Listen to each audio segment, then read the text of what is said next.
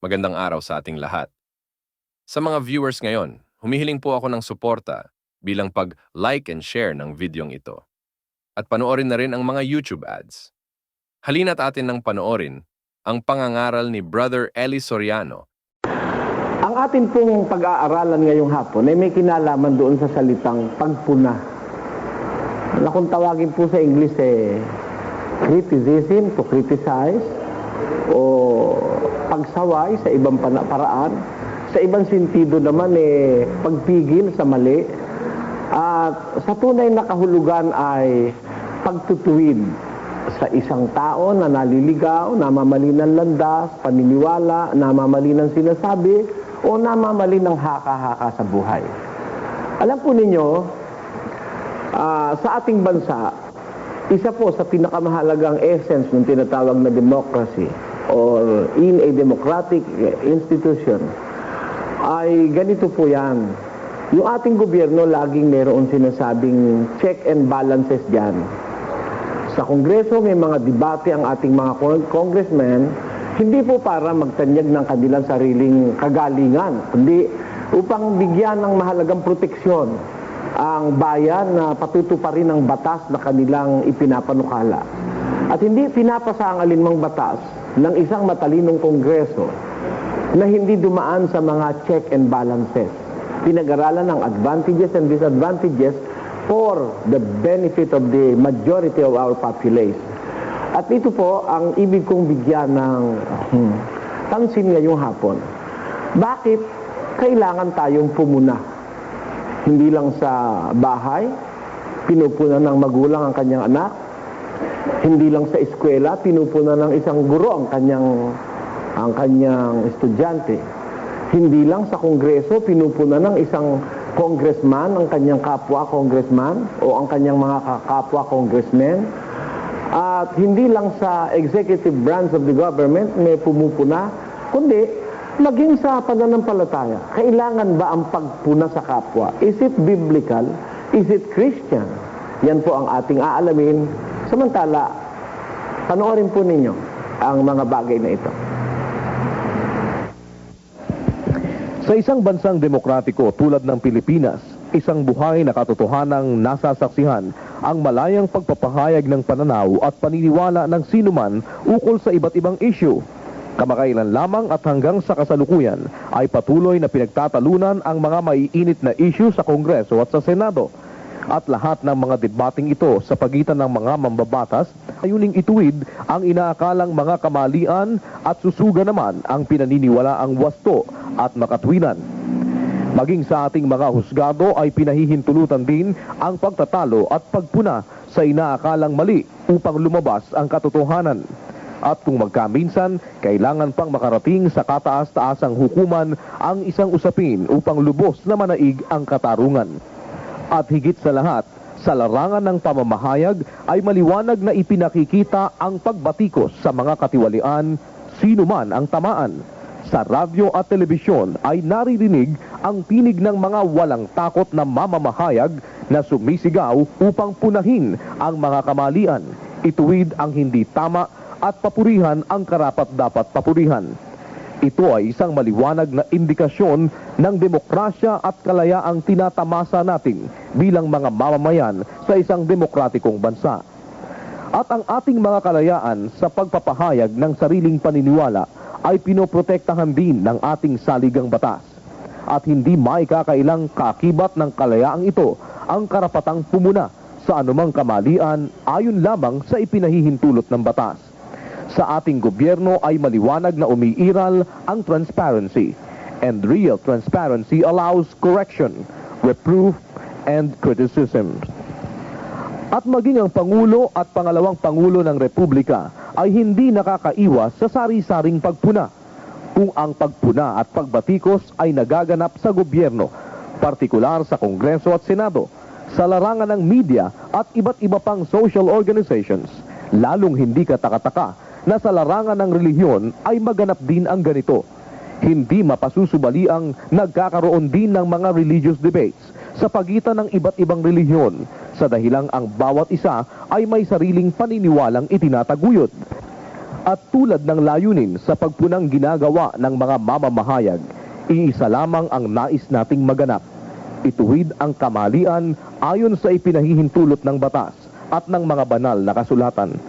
Subalit maraming nagsasabing hindi na raw kailangang pagtalunan ang relihiyon. Hindi raw dapat punahin ang pananampalataya ng iba. At kung may kamalian man, ay pabayaan na lamang.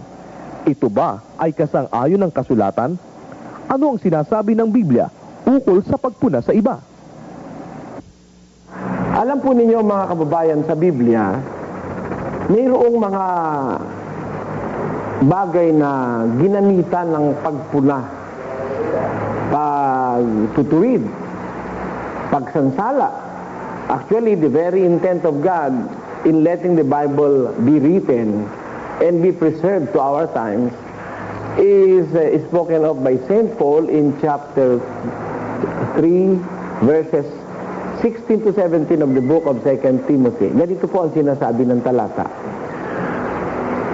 Ang lahat ng mga kasulatan na kinasihan ng Diyos ay mapapakinabangan din naman sa pagtuturo, sa pagsansala, sa pagsaway, sa ikatututo na nasa katwiran, upang ang tao ng Diyos ay maging sakdal, tinuruang lubos sa lahat ng mga gawang mabuti. Gusto ko pong basahin din ang bagay na ito dito sa English rendition ng King James Version of the Holy Scriptures. Ang sabi po ng kasulatan ay ganito. Sa 16, all Scripture is given by inspiration of God and is profitable for doctrine, for reproof, for correction, for instruction in righteousness, that the man of God may be perfect, thoroughly furnished unto all good works. Kaya po ang Biblia, ayon kay San Pablo, mapapakinabangan for reproof, pagtutuwid, sa pagsansala, sa pagsaway. Kaya huwag kayong maniwala na masamang sumaway, magtuwid, pumuna, o kumriticize ng kapwa. Alam nyo, ang pag-asa ng ating improvement nasa criticism. Because by ourselves alone, ang ating mga mata hindi ginawa ng Diyos na nakatingin sa ating sarili.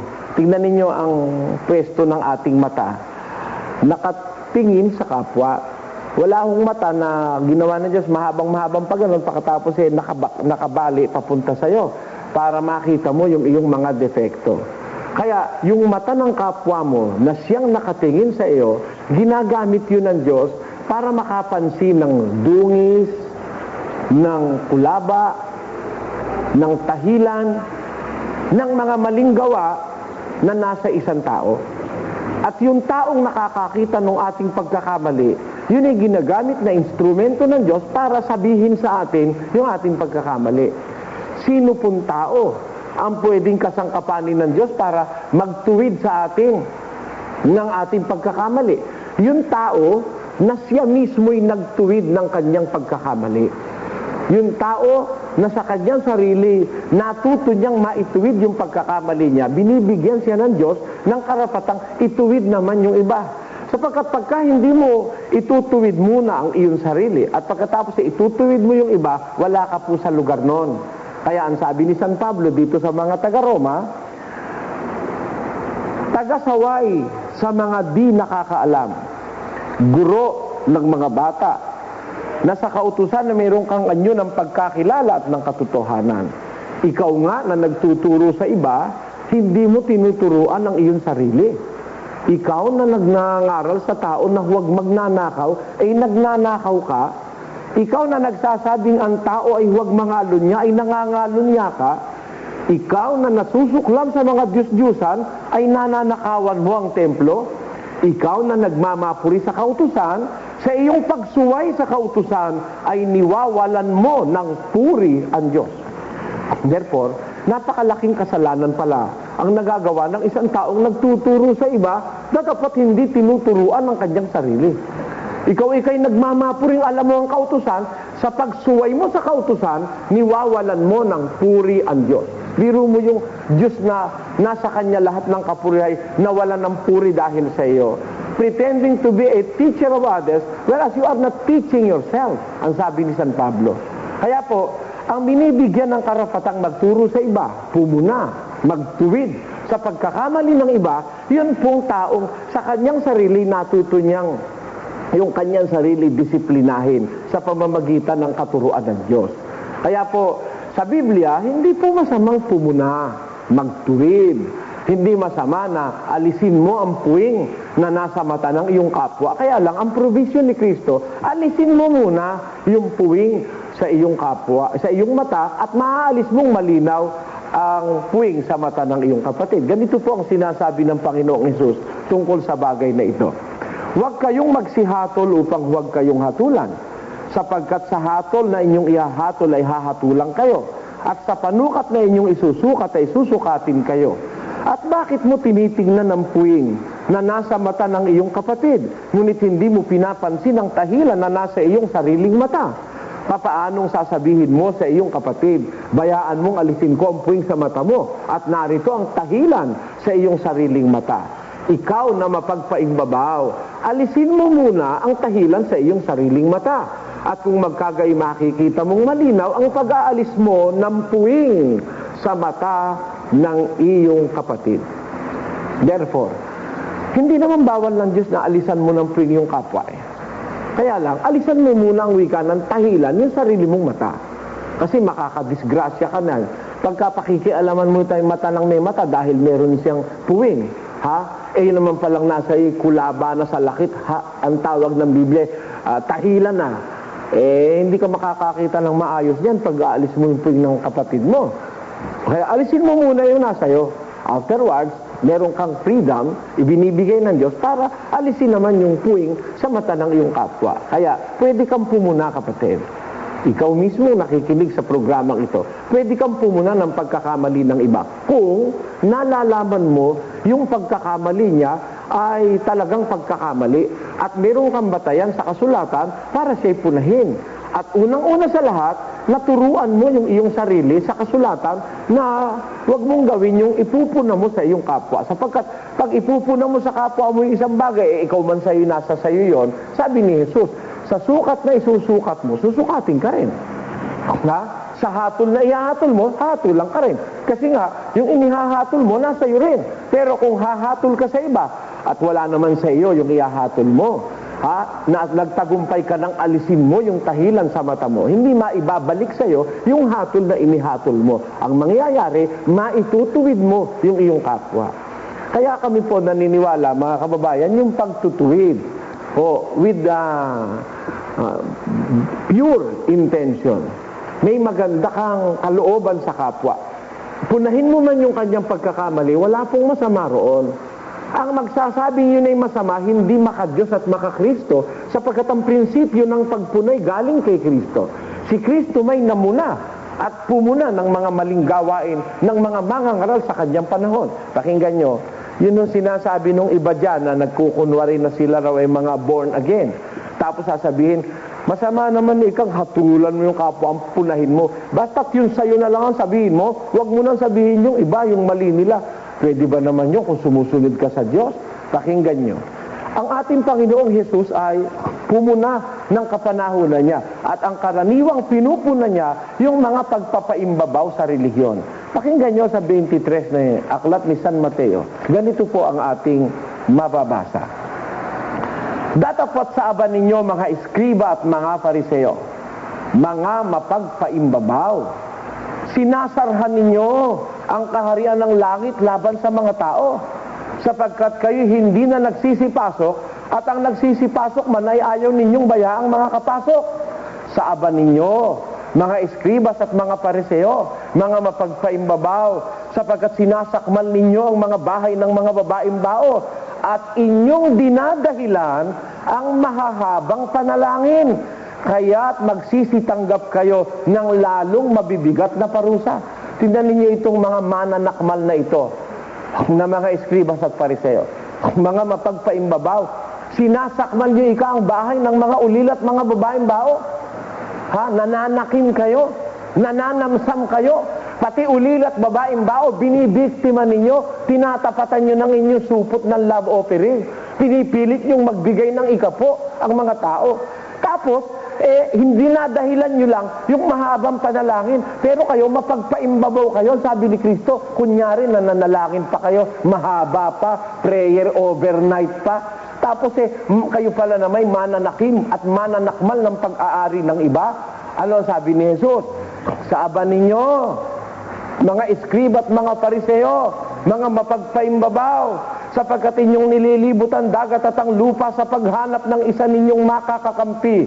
At kung siya'y magkagayo na, ay inyong ginagawa siyang makaibayo pang anak ng impyerno kaysa inyong sarili. Sa aba ninyo, mga eskribas at mga pariseo, kayong mga taga-akay na bulag, na inyong sinasabi, kung ipanumpani naman ang templo ay walang anuman, dadapat kung ipanumpani naman ang ginto ng templo ay nagkakautang nga siya. Kayong mga mangmangat mga bulag, sapagkat alinbaga ang lalong dakila, ang ginto o ang templong bumabanal sa ginto. Tingnan. Adi ito pinupuna niya yung practices, yung gawain, yung gawi, yung aral, at hilig ng mga mapagpaimbabaw sa relihiyon sa kanyang kapanahunan. Mabuti na lang po noong panahon na yon, hindi sinikil ang karapatan ng ating Panginoong Hesus. Kaya lang, nung mahalata ng mga eskribas at pariseo, nakaka-epekto yung pangangaral ni Kristo sa karamihang tao noon. Lumalabas na sila talaga, yung mga mapagpaimbabaw lang. Ano po ang ginawa nila? Nagplano sila ng paraan, pinagtulong-tulungan ng ang Panginoon Kristo para mapatigil ang kanyang pagsasalita. Kasakdalang ipinapatay siya sa krus ng mga pangulong saserdote at mga pangulong pariseo at eskriba nung kanyang panahon. Kaya ho, mga kababayan, ang ating masasabi, huwag ho kayong magagalit pagka mayroong pumupuna. Pasalamat tayo sa Panginoon, di pumupuna sa atin. Instrumento ng Diyos yun para tayo ituwid sa ating pagkakamali. At umaasa ako na hindi niya ikagagalit ang aking tinatalakay ngayong hapon. Bigyan po muna natin ng daan ng ilang mga patalasta sa ating palatuntunan. Yan ako dati. Noon, ang paniniwala namin, ang maangaral ng Diyos o ang ministro ng Diyos ay hindi nanunuligsa. Hindi siya pumupuna ng iba. Ganun po ang paniniwala namin dati. Balik po tayo sa ating pag-aaral. Huwag niyong kalilimutan ang talatang ibinigay ko po sa inyo, ikalawang Timoteo 3:16 hanggang 17. Ang mga banal na kasulatan, mapapakinabangan sa pagtuturo, sa pagsansala, sa pagsaway. Nakita nyo? Pagsasaway ka, pupunahin mo talaga. Kaya mo nga sinasaway pinupuna mo Pwede ba naman basta kasasaway na hindi mo ipakikitang mali yung ginagawa niya? At paano mo sasansalain ng isang tao pag hindi mo ipakikita sa kanyang mali yung kanyang ginagawa? Kaya nga, sa Biblia, may utos dito, sumaway Pakinggan nyo. At pag ayaw pasaway, ipinatatakwil nga yung ayaw pasaway Sa 3 ni Tito, ganito ating mababasa. Ang taong may maling pananampalataya, pagkatapos ng una at ikalawang pagsaway, ay itakwil mo. Ipinasasaway po ba ng Diyos? Sabi, pagkatapos ng una at ikalawang pagsaway, kung mali ang pananampalataya, itakwil mo. Ayaw pasaway Bakit? Kailangan ng tao masaway. Kaya ang kasulatan, mapapakinabangan sa pagsaway. Siguro ito lang naman pong programang ito sa television na sumasaway Ang pumupuna nung mali na ginagawa nung iba. Sa iba, kay Tieni Kiber, wala silang pakialam, kahit maimpyerno kayo, hindi kayo sasawayin, para wala silang kaaway.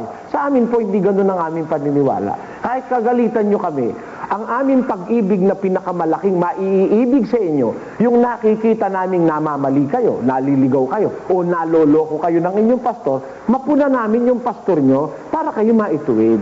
Wala kaming masamang layon, mga kababayan. Ang katunayan, na yung pagsaway na yung batas, dito pa rin kay Tito, sa 1 at ang talata po ay 13. Ang patutuong ito ay tunay. Dahil dito'y sawayin mo may kabagsikan sila upang magpakagaling sa pananampalataya. Ano po ang sabi? Ang patutuong ito tunay dahil dito, dahil dun sa patutuong ito, na ito'y tunay, ito'y totoo. Itong salita ng Diyos genuine na ikaliligtas. Dahil doon, sawayin mo silang may kabagsikan, sabi kay Tito. Sawayin mong mabagsik na pagsaway upang magpakagaling sa pananampalataya. Bakit kailangan gumaling sila? Ano ba kalagayan nila? Sapagkat sila'y nagpapanggap na nakikilala nila ang Diyos. Ngunit ikinakaila sa pamamagitan ng kanilang mga gawa, palibasay mga malulupit at mga masuwayin at mga itinakwil sa bawat gawang mabuti. Kaya pala naman pinagagamitan na ng pagsaway na may kabagsikan, baka sakaling gumaling. Kasi sila kay nagpapanggap na nakikilala nila ang Diyos. Hindi ba't gayon naman lahat na relihiyon nagpapanggap din na karamihan may Diyos? Sa Diyos, kay Kristo, ang kongregasyon na ito kan sa Diyos, ang Diyos dito ay buhay. Ha? Kaya kami punong-puno ng pag-ibig. Punong-puno raw siya ng pag-ibig. Pagkatapos, ang lumalaban sa amin ay 2 buwan, mabubulag. Meron ba naman punong-puno ng pag-ibig, panalangin mong mabulag yung kapwa mo? Halatang punong-puno ka nga ng kaplastikan. Hindi ng pag-ibig. Ba't galit na galit ka? Ang katunayan, yung kapitbahay mo, dinimanda mo, sa akin ng papeles. O, di ba? Diyan lang sa daanan nyo, nagdinidimanda mo yung kapitbahay mo, tapos sasabihin mo, ikaw beloved. Ay, lugo. Yan mga kakimya, mga kaplastikan yan sa relihiyon. Kunyari, punong-puno kang pag-ibig, kapitbahay mo, kaaway mo, dinidimanda mo. O. Tapos kung ano-anong kasinungalingan na nilagay nyo sa korte. O, nyo? Kaya yan huwag kayong mapadadala dyan. Kami punong-puno ng pag-ibig. Kami mababait, di kami pumupuna. Ako pumupuna, inaamin ko talaga, pumupuna ako. Kaya kung pwede nga lang pangalanan kita, papangalanan kita Kaya lang, hindi pala bagay na papangalanan, hindi pala tama yun sa rules na television. Pero kung yun papayagan lang, papangalanan ko talaga para malaman ng bayan. Bakit? Para alam ng bayan, hindi sila nangangapa. Because the people has the right to information. Ngayon, kung halimbawa, may sinabi naman akong masama, di magdemanda ka. Kung may libelo kung sinasabi, at kung may intensyon akong masama. Alam ko kasi, yung ng libelo, yung essence ng libelo, meron kang masamang intensyon, may malicious intent ka sa pagpuna mo sa kapwa. Gusto mo lang gawing katatawanan ng iyong kapwa. Pero kung ang pagpuna, meron kang buong pusong pananalig na baka sakaling itong mga taong itong naililigaw maituwid, naniniwala ako hindi masama yung pagpuna. Kaya ang mga apostol pumuna, diretsahan pa nga Kaya lang hindi papasa mga apostol sa KBP siguro. Pagka si Apostol Pablo magpupuna, tinanin niyo siya kung pumuna. Babasahin ko. Huwag kayong magagalit. Ito po sa 13. Ito nga, pwede ba pumasa ito ngayon sa MTRCB kung sakaling si Pablo ngayon ang magsasalita rito? Ano ang sabi ni Pablo? Dadapot si Saulo na tinatawag ding Pablo na puspos ng Espiritu Santo ay itinitig sa kanya ang kanyang mga mata at sinabi, o puspos ng lahat ng karayaan at lahat ng kasamaan, ikaw na anak ng Diablo, kaaway ng lahat ng katwiran. Hindi ka ba titigil sa pagpapasama sa mga daang matuwid ng Panginoon? Sino po ang kausap ni Apostol Pablo? Si Elimas. Diretsahan sinabi, ikaw na anak ng Diablo. Ngayon sabihin mo sa television yan, nako, madidimanda ka, kabi-kabila siguro. Magagalit sa iyo mga pastor na yan. Noong panahon ni Pablo, diretsahan. Kaya nga sila napagpapatay Pati si Jesus, pinatay bakit? Kasi pumupuna si Pablo at nakikipagdiskusyon pa siya para mapatunayan niyang itong mga taong ito'y manlulokot mandaraya. Pakinggan nyo. Sa isang talata ng gawa ng mga apostol, ito sabi ng Biblia, dadapot lalo nang lumakas ang loob ni Saulo at nilito ang mga Hudyo na nangananahan sa Damasco na pinatutunayan na ito ang Kristo. Na nangangaral na may katapangan sa pangalan ng Panginoon at siya'y nagsalita at nakipagtuligsaan sa mga Greko-Hudyo. Datapwat pinagpipilitan nilang siya ay mapatay. Nakita nyo? Sa tindi ng paninindigan ni Pablo para patunayan yung katotohanan, nakikipagtuligsaan siya sa mga Greko at sa mga Hudyo. Biro mo, tuligsaan. Kung ipapahintulot lang ho ng broadcast media yan, tuligsaan ready po ako dyan. Ha? Bakit? Naniniwala ako sa pamamagitan yan, mahahayag ang totoo, makikilala ko sino nanloloko at nagsisinungaling. Kaya lang, hindi po ipinahintulot siya ng batas ng radyo sa ating panahon at ng batas ng telebisyon, kaya hindi ho natin magawa yan. Pero kung ang sasangguniin natin ay Biblia, hindi naman masama yung diskusyon yung tuligsaan, hindi masama. Hindi ba? Sa Kongreso man may tuligsaan ng mga, hindi lang sa Kongreso, kapatid na direktor, di ba? No? Pati sa radyo, nagtutuligsaan sila. Pati sa dyaryo pa in print, nagtutuligsaan ng ating mga mambabatas at ang ating mga senador. Pero, wala akong nakitang sila'y napikon, Kasi, it is for the sake of the majority of the populace. Para pakinabangan ng bayan, yung mga utak nitong mga senador na ito at mga kongresistang ito, sa isang batas na ipinapasa, nagdidiskusyonan yan, mga prinsipyo. Tinan ninyo lang yan nangyari dyan sa tinatawag na inihahaing bill ni kagalang-galang Juan Ponce Enrile. Di ba siya ang author ng anti-terrorism law? Yun hindi pa naman law. Yun pala'y bill. Ngayon, di ba yan inaatake ng bawat quarters? Pinapahintulutan ba yan sa media? Pinapahintulutan yan, mga kababayan. Bakit? Sa ikabubuti ng tao yan para wag na tayo uling maapi. Ang paniniwala ni Senador Enrile, makakabuti yan sa mamamayan. Dahil marami talaga naman terrorism ngayon. Pero ang paniwala naman ng kabilang parte, maaaring gamitin ito para magkaroon ng isang diktadorya. Yun ang paniniwala ng kabilang parte. Ako, ang paniniwala ko naman, bahala na mga senador dyan, ba't ba ako hahalo dyan? Bahala na sila dyan. Mga kongresista, matatalino naman sila, kaya natin sila ibinoto. Bahala na rin ang medyang mag-report sa atin kung ano na napagkaayusan nila ron tungkol dyan. Kaya lang, we have the right to know. Pero hindi masama yung ginagawa nila, tinutuligsan ni gano'n, para nga ilabas kumbaga sa paggagata ng nyog, talagang makatas yung gata. Kung yan ipahihintulot lang sa relihiyon hindi mamasamang punahin mo yung mali nung iba. Ako naman kung mali, punahin naman ako. Hindi naman ako magrereklamo pag ako pinupuna. Basta no hitting below the belt. Yun lang.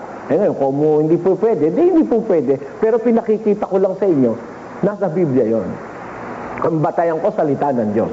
Na, talagang yung mga mangaral ng Diyos noong una, pangunahin na si Kristo. Pagkatapos si San Juan Bautista nga pinuna niya yung pangangalo niya ni Herodes Hindi ba siya kaya ipinaputol ang leeg ni Herodes dahil tinamaan si Herodes doon sa kanya sinasabi na yung mga mangangalo niya susunugin sa apoy? Di ba? Sino ikaw ang nagpaunawa sa inyo sa mga bagay na ito, sabi ni Juan, upang magsitakas kayo sa apoy ng impyerno. Kayong mga mangalo niya, isang lahing liko at swail. Ang sabi, biro mo kung magsalita, diretso, no? Tanyo, yung pinigilan ba yon nung kanilang panahon? Hindi, alam ng Diyos kasi na yun kailangan para mabulgar ang katotohanan. Ngayon, kaya naman sinasabi natin yan at nagpapasalamat naman kami sa ating bansa, mayroon tayong kalayaan sabihin yan. Kaya lang, hindi lang tayo malayang sabihin na ipinpoint natin ang kung sino man yung ating gustong punahin. Ngayon, payag po tayo dyan. Nakatwira naman yan. Kaya lang kuminsan, parang naiiwan sa mga tagapakinig, nakabitin sila. Hindi nila makakapakapa sila kung sino ba yung tinutukoy sa Biblia. Talaga po ang Biblia, as much as possible, gusto ng Biblia to pinpoint what is good and what is evil. Para nga matuto tayong mag-differentiate nung evil from good and nung good from evil. Kasi batas ng Diyos po yun. Na ang sabi niya rito sa 1 Thessalonians chapter 5, verse 21 to 22, prove all things, hold fast to what is fine, and refrain from all appearances of the devil. Ayon. Subukin ang wika ninyong lahat ng bagay. Ingatan ninyong mabuti. Layuan ninyong bawat anyo ng masama. Hindi mo masamang subukin lahat ng bagay. Kaya para malaman mo yung mabuti at masama, at makaiwas ka sa masama at maingatan mo naman yung mabuti. Yan po ang aming sinasabi, mga kababayan. Sa puntong ito, wala kaming gustong pasamain, wala kaming gustong i-down.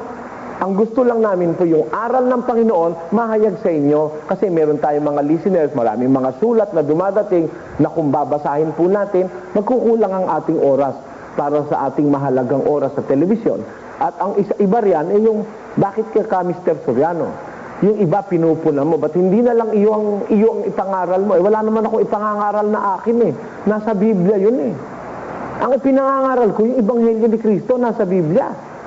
Bahagi ng Ebanghelyo yun. Natural maipangangaral ko yun. Kung ipangangaral kong buo. Kasi ang Biblia, ang intensyon ng pagkakabigay upang magturo, sumansala, sumaway, for reproof, for instruction, for, ano yung isa? Instruction, reproof, at correction. How can you correct if you are not going to tell people that they are not correct? How could you correct them if they are already correct? Bakit mo naman sasabihin, pupunahin pa kung correct na nga? Kaya nga pinupuna dahil hindi nga correct eh. Di ba, mga kababayan? Hindi correct. It's a mistake. Ngayon, halimbawa, sinabi ko. Sabi po ng Panginoon, sa mga alagad na totoo, yung talagang apostol. Hindi mo yung nag-aapostol-apostolan lang. Baka apostol patola, hindi kasali yun. Yung talagang apostol. Ang sabi ni Jesus, binigyan niya ng karapatang mangaral. Sabi niya sa 12, Gis ng Mateo, versikulo 7, patuloy hanggang 9. Kayo na ho ang bumasa para wag kayong magalit sa akin. At pagka nagdamdam kayo doon sa mababasa nyo, siguro kagalitan nyo sarili nyo. Sabi doon, mangaral kayo, sabi sa 12. Tapos, sabihin nyo, malapit na ang kaharian ng Diyos. Pagalingin nyo mga may sakit. Utos yun, ha? Pagalingin ang may sakit. Hindi tsambahan, utos yun. Alam nyo ngayon, ginagawa yan, tsambahan eh. Tsambahan. Pag natsambahan ka, maniniwala ka. Pag hindi ka natsambahan, kapos ang pananampaw pa mo kapatid. Ano sabihin? Sabihin mo pa, o kaya hindi gumaling, walang pananampalataya. Ba't si Kristo at mga apostol, kahit hindi sumasampalataya, gumagaling. Yung patay nga, binubuhay pa eh. Di ba? Yung bang patay, may pananampalataya pa yun. Wala na eh.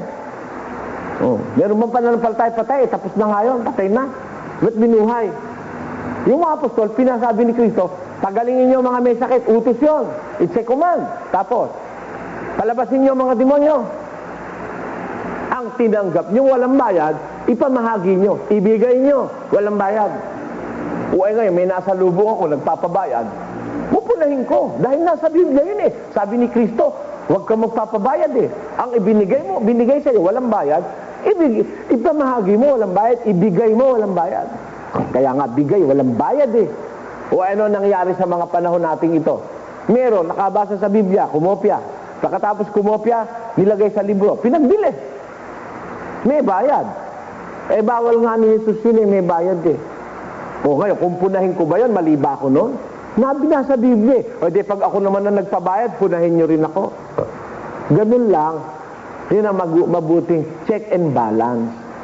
Kung walang mag-check, kung walang magbabalance, kung ano na lang magustuhan ng ministro, ituturo sa miyembro, kawawa naman ng Pilipino. Lalo na din sa ating bansa, pinuputakti tayo ng napakaraming mangaral. At ang nagtataka naman ako, pare-pareho lang naman sila ng sinasabi, ba't nagkadami-dami pa sila? Hindi masamang dumami kung magkakaiba ng ideya, pero pare-pareho lang. Milagro, himala, hallelujah, praise the Lord, amen. Di ba? Taas ang kabay, pagaypay na gano'n. Di ba? Lahat pare-pareho lang naman sila. Ano pinagkaiba-iba nila? Wala. Ba't hindi kayo magsama-sama? Pare-pareho lang naman kayo. Tanggapin si Jesus, personal na tagapagligtas. Narinig mo sa isang grupo, maririnig mo rin doon. Marinig mo rin doon, personal din tagapagligtas. Maririnig mo rin doon, tanggapin si Jesus, personal tagapagligtas. Libutin mo sila lahat, meron silang 1,000, pare-pareho sinasabi. Ba't kayo nagkahiwa-hiwalay? Hindi kayo mag-isa na lang. Ba't ako pumupuna? Para nga matuwid tayo, mga kababayan. Huwag kayo magagalit, walang personalan. Magpapatuloy po tayo pagkaraan ng ilang saglit. Kung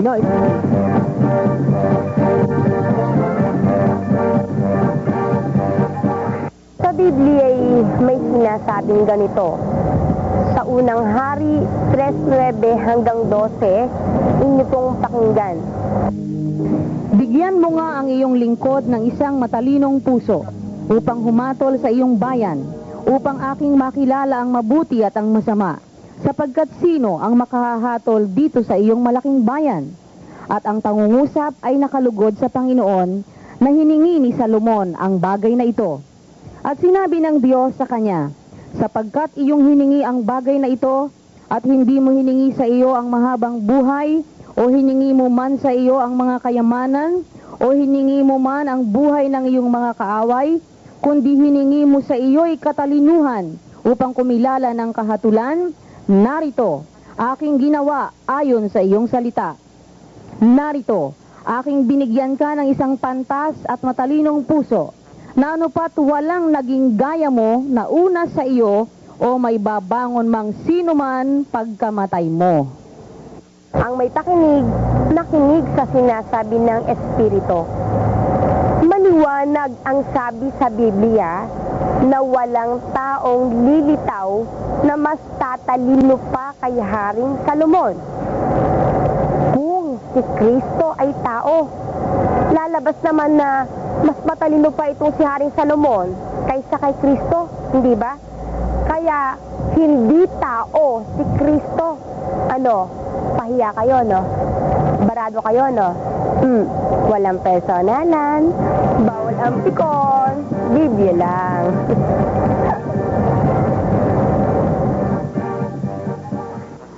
Oo nga naman. Pagkasasabihin mo na si Kristo ay tao, lalabas doon sa pangako ng Diyos na sabi kay Solomon na tao na walang lilitaw na kagaya mo bago ikaw o pagkatapos mo. Lalabas pati si Kristo kung tao siya. Lalabas ho, mas matalino pa sa kanya si Solomon, ano? Gusto ko pong bigyan ng kaunting pansin ng bagay na ito para po maging productive at mabunga ang ating pagtatanghal ngayong hapon. Alam nyo, mayroong mga talata sa Biblia na kung ating bibigyan ng konsiderasyon, talagang ikaw mag-iisip. Gaya nito, babasahan ko po kayo. Ewan ko kung napapansin sa inyo ng inyong mga ngaral ang bagay na ito. Ito po'y nasa sulat ni Apostol Pablo. Sapagkat, ako bagay nang hihikayat ngayon sa mga tao o sa Diyos? O ako bagay nagsisikap na magbigay lugod sa mga tao? Kung ako'y magbibigay lugod pa sa mga tao, ay hindi ako magiging alipin ni Kristo. Sapagkat aking ipinatatalasta sa inyo mga kapatid, tungkol sa Ebanghelyo, please take note, sabi ni San Pablo, tungkol sa Ebanghelyo na aking ipinangaral na ito'y hindi ayon sa tao. Yung palang ipinangaral na Ebanghelyo ni San Pablo, ang wika niya, hindi ayon sa tao.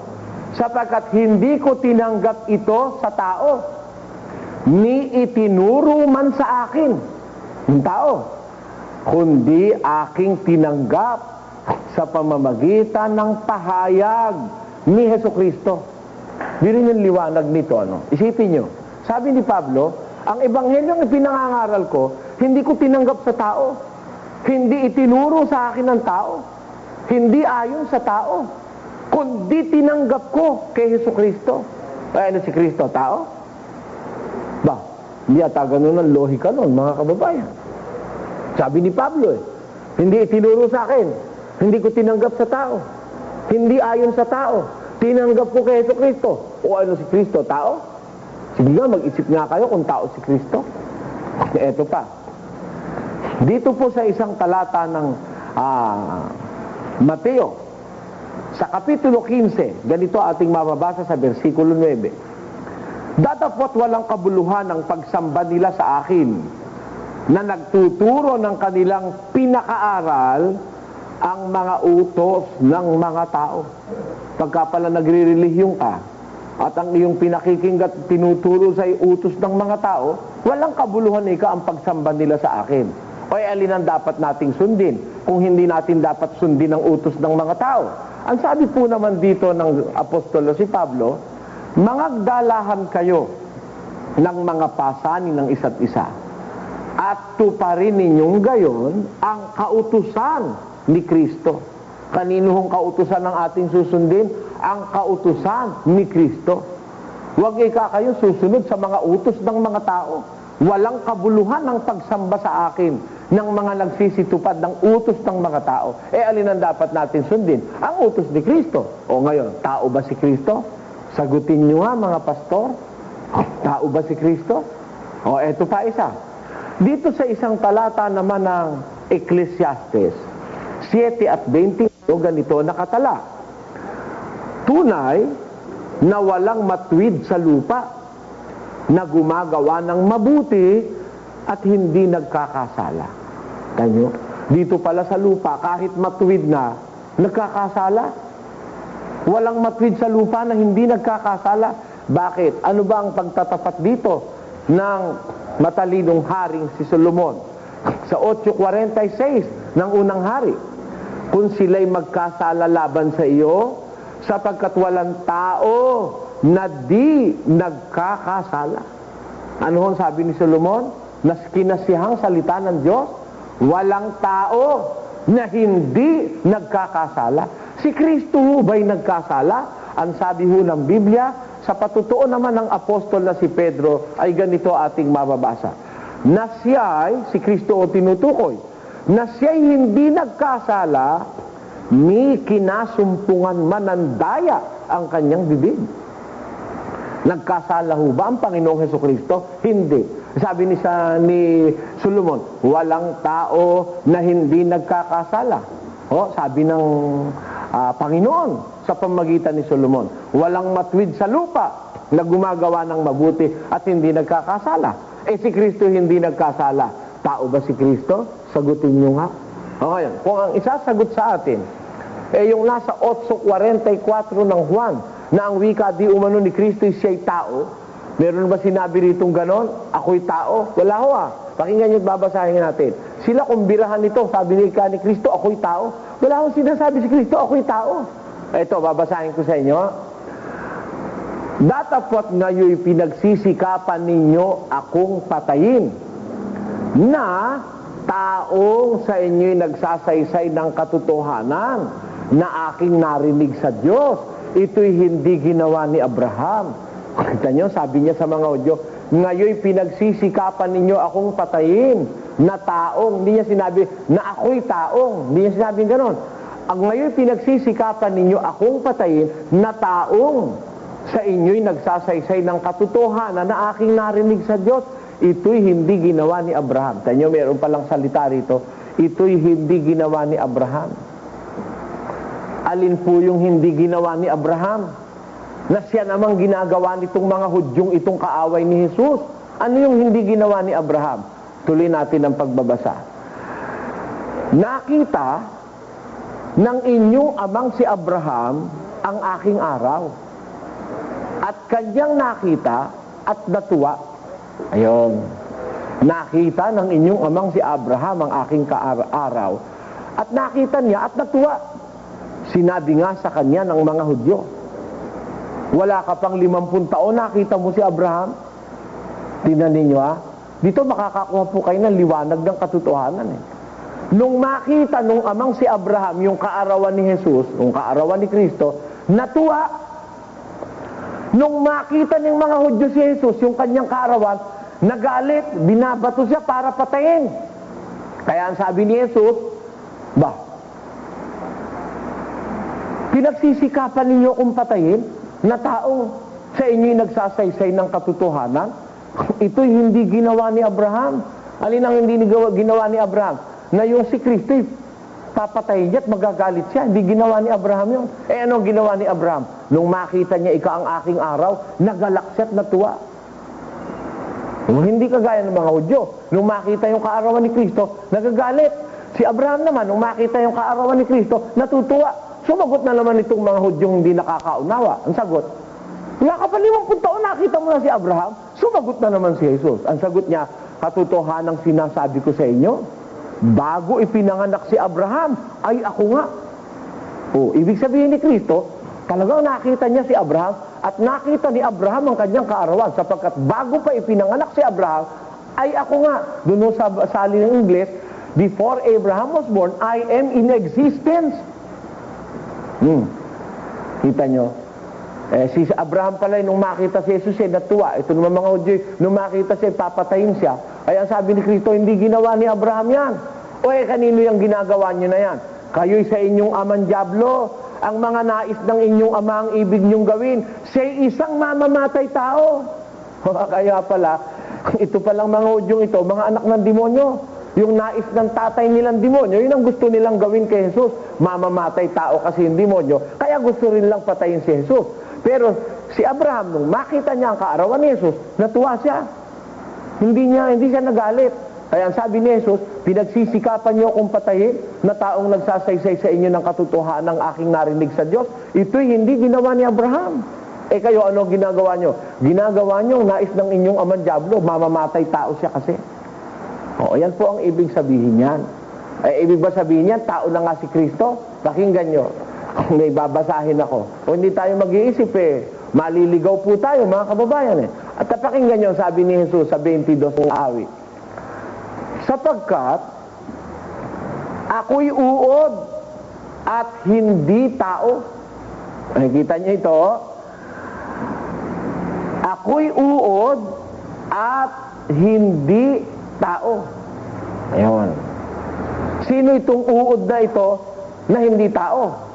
Ako'y uod at hindi tao. Sabi niya. Ngunit ako'y uod at hindi tao. Duwahagi sa mga tao at hinamak ng bayan. Ako'y uod at hindi tao. Duwahagi sa mga tao at hinamak ng bayan. Di uod pala at hindi tao. Ako'y, diretso ako'y uod at hindi tao. Sino ito? Sapagkat niligid ako ng mga aso. Kinulong ako ng mga pulutong ng mga manggagawa ng masama. Binutasan nila ang aking mga kamay at ang aking mga paa. Hinapak nila ang aking kasuotan sa gitna nila at kanilang pinagsapalaran ang aking kasuotan. Kita nyo, sino ito? Di ba ito Panginoong Jesus? Tinutukoy sa hulang ito? Siya ikay uod at hindi tao. Binutasan ng kamay at paa. Hinapak pa ang kasuotan. Kaya ngayon may magkakukunwari sa inyo, siya raw ang uod na Hakob. Maliho yun. Ang tinutukoy na uod sa Biblia, may butas ang paat kamay. Tingnan niyo yung paat kamay ng pastor niyo kung may butas. Pag wala, impostor yan. Dapat dyan butasan din. Ipako sa krus. Impostor siya Pero wag naman natin gagawin yung sama naman yung literally gawin natin yan. Pwede naman natin siyang butasan at ipako sa krus spiritually Di ba? Yung iba kung makinig kasi masama isip Ngayon, ano po ibig ko sabihin sa bagay na ito, mga kababayan? Dito sa mga puntong ito, ay pinakikilala ng Biblia na dapat tayong mag-isip. Hindi basta sinabing tao si Jesus, tao si Kristo, tanggap na tayong tanggap. Paano yung nababasa natin ngayon? Ako'y uod, hindi tao. Dito hindi naman siya tao, uod naman. Sa kabila, basahin mo, ako ang tinapay. Galing naman sa langit, hindi galing sa bakery. Yung iba naman, ginawa nila, ito ikang tinapay na ito si Jesus. Hindi naman galing sa langit yung tinapay na kinuha niya at galing doon sa bakery. Kaya marami yung pagliligaw dito sa Biblia. Kung hindi natin pag-aaral at iisa-isahin, magiging biktima tayo ng kamalian ng mga taong masasama. At may paunang hula po dyan. Ang apostol na si Pedro, may paunang sabi para wag tayong mailigaw. Pakinggan nyo sa 2 Pedro 3, versikulo 17. Kaya nga mga minamahal, yamang nalalaman na ninyo ng una ang mga bagay na ito, ay magsipag-ingat kayo. Baka kung mangaligaw kayo sa pamamagitan ng kamalian ng masasama, ay mga hulog kayo sa inyong sariling katiyagaan. Kung nagpapaalala sa Pedro, mayroong mga mali talaga Masasamang tao, iminamali yung salita ng Diyos, mag-ingat kayo. Baka kung maligaw kayo sa pamamagitan ng kamalian ng masasama. Kaya bago nyo paniwalaang si Kristo'y tao, nagbasa muna po kayo ng Biblia. Ayun, marahing naniniwala kasi si Kristo hindi tao, matagal na yung panahon yan. Doon pa sa panahon ni Arian, yung tinatawag na relihiyong Arianism, naniniwala sila, si Kristo tao. Ang ating mga kapatid na Muslim, paniwala nila si Kristo tao rin. Marami yung naniniwalang tao si Kristo. Ngayon, baka naman pag binanggit natin dito, sabihin ng isang iglesia, kami ang pinatatamaan niya. Hindi, wala tayong isang iglesia ang pinatatamaan. Lahat ng naniniwalang si Kristo'y tao, nagkakamali. Kasi nung una pa, panahon pa ng mga Hudyo, nandito pa si Kristo, talagang ayaw siyang paniwalaan nung mga Hudyo, nakaaway niya. Pero yung hindi niya kaaway, naniniwala sa kanya yon. Sinasamba pa siya. Pero hindi naniniwala. Tao lang naman ang ikayan, anak lang ni Jose yan. Alluwagi, ni Mariang Manghahabi, mga kapatid yan, kapatid ikayan ni Santiago, ni Judas at saka ni Juan. Ang kanyang mga kapatid na babae, kakampi pa nga natin, sabi nila. Ay, sila maniwala kay Kristo. Pero hindi ko kabatayan yung kung ayaw nilang paniwalaan, hindi na totoong si Kristo ay galing sa Diyos at berbo ng Diyos at Diyos. Hindi po. Basta, bago kayo maniwala, si Kristo'y tao, magbasa muna po kayong Biblia. Huwag kayo maniniwala sa sinasabi ibang pastor, ang Biblia ang dapat magbasa, sugo! Saka nakabasa sa Biblia, sugo lang ang magbabasa ng Biblia. Alam mo nga, yung sugo, hindi nga nagbabasa yun eh. Meron ba naman? Ang sugo, doon sa panahon na yun, hindi nagbabasa, nangangaral.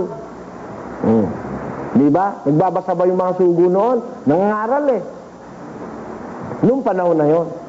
Ngayon, kung sugo ka, sa panahong ito, dapat magbasa ka. Dahil utos yun, basahin. Sabi sa Apokalipsis 1:3, tingnan nyo sa inyong screen, mapalad ang bumabasa. Kaya, sa pagbabasa, magbasa kayo ng magbasa, huwag kayo matakot sa mga pastor nyo, ayaw kayong pagbasahin. At ang gustong basahin, magasin na lang. At hindi mo naman mababasa kung wala kang 25 pesos. Ano ba naman kalupitan niya? Magbasa kayo. Pagkatapos, sa pagbabasa nyo, meron kayo na-encounter, mahirap unawain, hindi nyo maintindihan, di magtanong kayo. At kaya kayo nagtatanong para umalam. At sa pag-alam, alam nyo, marami tayong dapat malaman eh. Alam ba ninyo?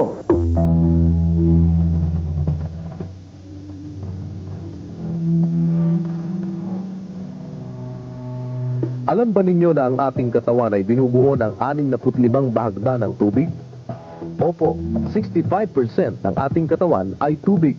Kaya't hindi katakataka na sinabi ni Job na siya'y nilikang mula sa putik gaya ng mababasa sa Job 19. Iyong alalahanin, isinasamo ko sa iyo na ako'y iyong binigyang anyo na gaya ng putik.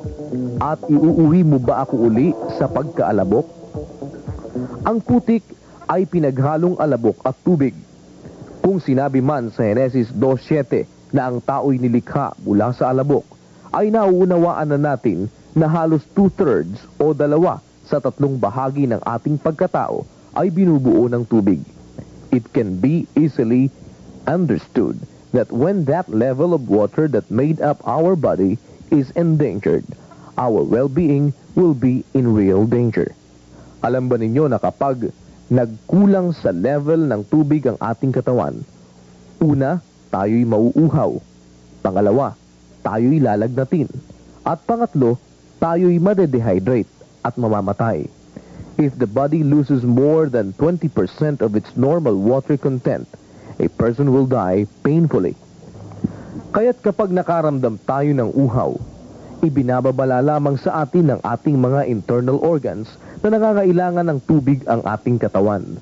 Ang pagkauhaw ay isang pakiramdam na dulot ng ating pangangailangan sa tubig. Alam ba ninyo na ayon sa siyensya, ang isang tao raw ay tatagal at mabubuhay sa loob ng mahigit na 2 buwan nang walang pagkain, pero tatagal lamang ng mas kaunting panahon kung walang tubig. Alam ba ninyo na ang ating internal environment na tumutukoy sa mga organs at tissue sa loob ng ating katawan ay nangangailangan ng karampatang dami ng tubig at asin upang makapagtrabaho ng maayos. Ang lubhang napakarami o napakakaunting tubig at asin ay maaaring makasira o makamatay sa ating mga selula. Kaya't kailangan din namang magkontrol sa dami ng tubig na ipinapasok natin sa ating katawan. Alam ba ninyo na ang dapat nating maipasok na tubig sa ating katawan sa loob ng isang araw ay halos 2.5 litro, 2.4 liters to be exact. At ito ay maaaring manggaling sa tubig na ating iniinom, sa mga beverages at gayon din sa tubig na nasa mga pagkaing ating kinakain. Karaniwang inilalarawan natin ang pagkauhaw bilang pagkaramdam ng panunuyo ng lalamunan. Ngunit alam ba ninyo na ang kakulangan sa sapat na laway ay nakakalikha rin ng ganitong pakiramdam kahit na walang pangangailangan sa tubig ang ating internal environment? Ang pagkaramdam ng uhaw na talagang dulot ng pangangailangan sa tubig ng ating katawan ay madaling mapapawi sa oras na tayo'y uminom ng tubig. Alam ba ninyo na may pangako si Kristo sa sinumang magpapainom ng tubig sa kanyang mga alagad? Ito po ay mababasa sa Mateo 10:42. At sinumang magpainom sa isa sa maliliit na ito ng kahit isang sarong tubig na malamig dahil sa pangalang alagad, katotohanang sinasabi ko sa inyo na hindi mawawala ang ganti sa kanya. Ganito po ang nakasulat: ang pagpapainom ng tubig sa isang tao na nauuhaw ay isang kabanalang pinangakuan ni Kristo ng gantimpala. At ito ay ipinakita sa mga talata ng banal na kasulatan. Sa Mateo 25:32 hanggang 40 ay ganito po ang ating matutunghayan. At titipunin sa harap niya ang lahat ng mga bansa, at sila'y pagbubukdin-bukdin niya na gaya ng pagbubukod-bukod ng pastor sa mga tupa at sa mga kambing. At ilalagay niya ang mga tupa sa kanyang kanan, datapwat sa kaliwa ang mga kambing. Kung magkagayo'y sasabihin ng hari sa nanga sa kanyang kanan, magsiparito kayo, mga pinagpala ng aking ama. Manahin ninyo ang kahariang nakahanda sa inyo, buhat ng itatag ang sanlibutan. Sapagkat ako'y nagutom, at ako'y inyong pinakain. Ako'y nauhaw, at ako'y inyong pinainom. Ako'y naging taga-ibang bayan, at inyo akong pinatuloy. Naging hubad, at inyo akong pinaramtan. Ako'y nagkasakit, at inyo akong dinalaw. Ako'y nabilanggo, at inyo akong pinaroonan. Kung magkagayo'y sasagutin siya ng mga matuwid na mga agsasabi, Panginoon, kailan ka namin nakitang nagutom at pinakain ka namin? O nauuhaw at pinainom ka? At kailan ka namin nakitang isang taga-ibang bayan at pinatuloy ka? O hubad at pinaramtan ka? At kailan ka namin nakitang may sakit o nasa bilangguan at dinalaw ka namin? At sasagot ang hari at sasabihin sa kanila, katotohanang sinasabi ko sa inyo, yamang inyong ginawa sa isa dito sa aking mga kapatid, kahit sa pinakamaliit na ito, ay sa akin ninyo ginawa. Alam ba ninyo na may utos ang Diyos sa Biblia na painumin ang isang kaaway kung siya'y nauuhaw?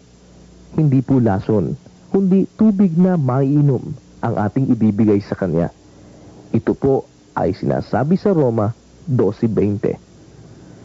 Kaya't kung ang iyong kaaway ay magutom, pakanin mo. Kung siya'y mauhaw, painumin mo, sapagkat sa paggawa mo ng gayon ay mga baga ng apoy ang ibubundon mo sa kanyang ulo. Ayon sa mga doktor, ang mga sensory nerves sa ating mga internal organs ay tumutulong upang i-regulate ang dami ng tubig na ating iniinom. Ang ating mga internal senses ay nagsasabi kung gaano karaming tubig at asin ang nasa loob at labas ng ating mga body cells. Ang isang maliit na bahagi ng ating utak na tinatawag na hypothalamus sa ating brain stem ay napakahalaga sa pagre-regulate ng general level of activity sa ating katawan, kabilang na ang iba't ibang pakiramdam tulad ng pagkagutom at pagkauhaw. Ang hypothalamus ay napakahalaga sa pagpapanatili ng ating normal internal environment. Ito rin ay nagtataglay ng mga nerve cells na nagre-respond sa mga pagbabago sa dami ng asin sa ating dugo. Sinasabi rin na ang concentration ng asin sa dugo ay isang indikasyon ng dami ng tubig sa ating mga body cells. Ang pagbaba ng tubig sa ating katawan ay nagpapataas naman sa salt concentration sa ating dugo and vice versa. Alam ba ninyo na ang average na dami ng tubig na naiinom at naipapasok ng isang tao sa kanyang katawan sa buong buhay niya ay umaabot ng 16,000 gallons or 60,000 liters? Alam ba ninyo na hindi po lamang sa tubig na uuhaw ang tao? Ang isang kaluluwang makadiyos ay nauuhaw din sa salita ng Diyos. Sa Amos 8:11 ay ganito po ang sinasabi, "Narito, ang mga araw ay dumarating, sabi ng Panginoong Diyos, na ako'y magpapasapit ng kagutom sa lupain, hindi kagutom sa tinapay o kauhawan man dahil sa tubig, kundi sa pagkarinig ng mga salita ng Panginoon." Kayo po ba ay isa sa mga nauuhaw sa salita ng Diyos? Ibig ba ninyo na ma-relieve sa inyong thirst for the Word of God? Inirerekomenda po namin sa inyo ang palatuntunang Ang Dating Daan sa radyo at telebisyon. Dito po ay hindi iisa lamang ang inyong maririnig. Hindi puro ikapo. Hindi po puro praise the Lord. Hindi puro love offering. Hindi puro testimony. Hindi puro kwento at mga imbentong pagpapahanga lamang sa mga tao, kundi pawang mga salita at karunungan ng Diyos na nasa Biblia. Ibig ko pong ilaan ang bahaging ito ng ating palatuntunan sa pagsagot sa mga katanungang natatanggap natin sa magitan ng mga liham at sa pamamagitan ng ating mga telepono. Atin pong sasagutin ng isa sa mga katanungang napakarami ni Mr. Dante Alias ng Duty Free Warehouse sa Robinson. Ito po ang isa sa kanyang katanungan. Nagkakasala po ba ang isang taong ipinanganak na bulag, pipi at bingi? Alam mo kapatid, yung ipinanganak ang bulag, pipi o bingi, ito yung tinatawag ng medisina na inborn na mga karamdaman sa atin, mga infirmities, mga iba't ibang mga kakulangan ng ating normal na sangkap. Ngayon, minsan itinanong na ito sa ating Panginoong Hesus. Natatandaan ko sa Kapitulo 9 ng Aklat ni Juan, merong ganitong mababasa. At sa pagdaraan niya ay nakita niya ang isang lalaking bulag mula sa kanyang kapanganakan. At itinanong sa kanya ng kanyang mga alagad na nagsasabi, "Rabi, sino ang nagkasala? Ang taong ito o ang kanyang mga magulang upang siya ipanganak na bulag?" Sumagot si Jesus, "Hindi dahil sa ang taong ito'y nagkasala, ni ang kanyang mga magulang man, kundi upang mahayag sa kanya ang mga gawa ng Diyos. Kinakailangan nating gawin ang mga gawa niya ang nagsugo sa akin. Samantalang araw, dumarating ang gabi na walang taong makagagawa." Ayan. Dito po makikita natin na sumagot ng direkto ang Panginoong Hesus nang tanungin siya ng kanyang mga alagad tungkol dun sa isang lalaking bulag na ipinanganak na bulag. Mula pa sa kanyang kapanganak ay bulag na. Sino ang wika ang nagkasala? Ang taong ito o ang kanyang mga magulang upang ipanganak siyang bulag? Ang sagot ni Jesus, tungkol dun sa kanyang pagiging bulag, hindi yung kanyang magulang may kasalanan na siya'y bulag. O kaya naman, siya. Imposible nga namang may kasalanan yung bata, malay mo namang ipanganganak ang bulag.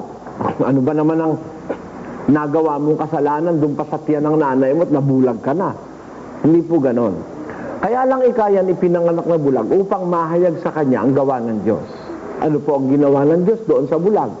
Ipinakita ng Diyos na kahit na ang tao ipinanganak na bulag, sa kapangyarihan ng magagawa ng Diyos, outside the womb of the mother, He can reform, He can repair your being. Kaya, sa pamagitan ng kapangyarihang ibinigay, pinagaling ang bulag. Nang siya po ay pagalingin ni Jesus, nakakita ang kanyang mga mata na mula pa sa kapanganak ay bulag na. Ano po ibig sabihin ng bagay na ito? Wala pong kasalanan ng taong pipi, bingi, o bulag kung ipanganak silang ganon. Maaari na merong ginawang hindi tama ang kanyang magulang, maaaring uminom ng pills o yung abortion pills, maaaring nagkaroon ng deformation ng bata. Pero yung bata sa kanyang kalagayan, wala po siyang kasalanan. Kaya yung sinasabi po nung iba na kailangan daw yung bata ay bautismuhan sapagkat meron daw siyang original sin. Paano ba yung original sin? Ano yung original sin? Yun daw gawa ni Eva at ni Adan na sin. Ano ba yung original sin ni Eva at ni Adan? Di ba yung original sin na yun yung kumain sila nung ayaw ipakain ng Diyos? Yung bata bang nasa tiyan nakakain nung kinain ni Eva at ni Adan para magkaroon ng original sin? Eto, pakinggan nyo, ang sabi ng kasulatan tungkol sa kasalanan. Dito po sa isang talata ng unang Juan, ganito ating mababasa. Sa 3 at versikulo 4, ang sino mang gumagawa ng kasalanan ay sumasalangsang dinaman sa kautusan. At ang kasalanan ay ang pagsalangsang sa kautusan. Maliwanag kung gayon na ang definisyon ng kasalanan sa Biblia ay pagsalangsang sa kautusan. Ano namang kautusan ang sinalangsang nung bata samantalang nasa tiyan siya? Wala namang kautusan sa loob ng tiyan, mga kababayan. Ang kautusan ay nagagawa ng tao pag siya'y meron ng huwisyo. Meron na nakakaunawa na siya ng kanyang free will. Meron na siyang kusa o voluntary act. Halimbawa, sabi ng kautusan, huwag kang mangangalon niya. Nagkasala ba yung bata sa tiyan? Wala naman siyang makakalon niya ron. Huwag kang papatay. Wala naman siyang mapapatay doon na tao. Yung batang nasa tiyan, wala rin namang magagawang pagnanakaw. Kaya po, yung tiyan, hindi po venue yon, hindi ho lugar yon ng kasalanan. Walang magagawang kasalanan ng bata ron. Para pag sinabi mo, kumubulag nung lumabas, o pipi, o duling, o may diferensya, sabihin mo yung nagkasala yung bata. At may original sin. Wala po. Ang totoo, ang kasalanan ay paglabag sa kautusan. Pag walang nilalabag na kautusan, wala pong kasalanan. Yan ang dapat nating maintindihan. At kung ang kasalanan ay paglabag sa kautusan, ang isang bata hindi natin pwedeng atangan ng kasalanan o ng anumang pagkakasala. Ang sabi sa Biblia, dito sa Hebreo 5:13, ganito po ang nakasulat. Sapagkat, bawat tumatanggap ng gatas ay walang karanasan sa salita ng katwiran sapagkat siya ay isang sanggol. Hinikang bawat tumatanggap ng gatas, walang karanasan sa salita ng katwiran sapagkat siya ay isang sanggol. Kaya yung sanggol, walang karanasan sa katwiran, walang kasalanan. It is a very plain truth in the Bible na ang bata walang kasalanan. Bagong panganak, walang kasalanan. Ipinanganak na, wala pa rin kasalanan.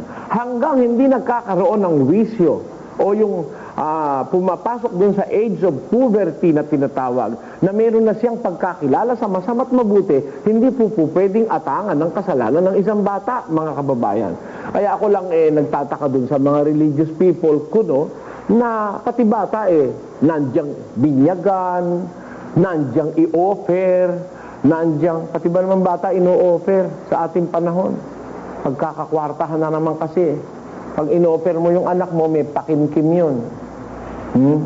May kasama yung pakimkim, pera, nasa sobre. Wala naman ho sa Biblia yon. Ang bata, yan ho'y sa Diyos yan Nasa jurisdiction ng Diyos yan ang Diyos ang may-ari sa lahat ng bata. Wala hong bata na hindi sa Diyos. Sige, magpatunay kayo sa Biblia na may bata hindi sa Diyos. Tingnan ninyo, babasa ako.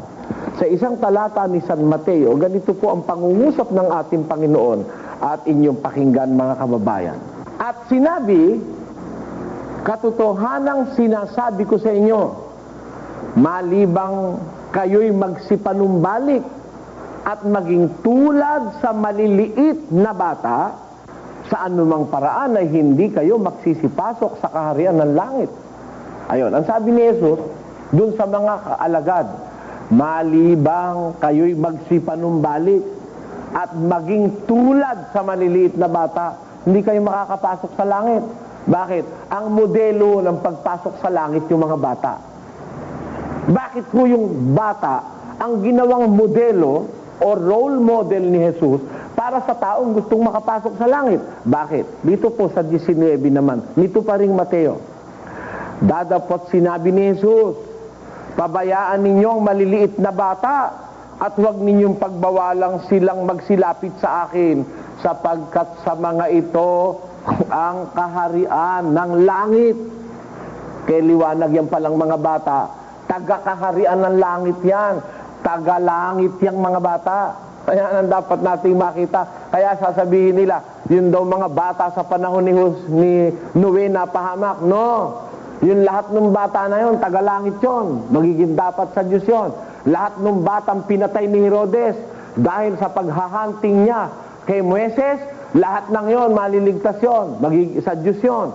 Lahat ng batang pinatay ni Paraon at yung lahat naman ng batang pinatay ni Herodes sa panahon ni Kristo na pinapatay ni Herodes, lahat ng yon ay karamay sa kaharian ng langit sapagkat tiniyak ni Kristo sa mga ito ang kaharian ng langit. Yung mga bata ay tagalangit. Kaya kung yung mga bata sa kanilang ugali at sa kanilang kalagay tagalangit, sinabi ni Jesus, malibang kayo, yung mga tao, gaya natin, magsitulad sa mga maliliit na bata, hindi tayo sa anumang paraan magsisipasok sa kaharian ng Diyos. Yan po ang ating sagot sa tanong na ito. At mula ngayon, amin pong paglilingkuran kayo ng mga lumiliham sa pamamagitan ng porsyong ito ng ating palatuntunan. Hindi po kayong lumiham sa atin. Ang ating address ay ipina-flash sa inyong mga TV screens. At ang ating mga telepono ay magagamit din ninyo sa ating komunikasyon sa pagpapadala ng inyong mga katanungan.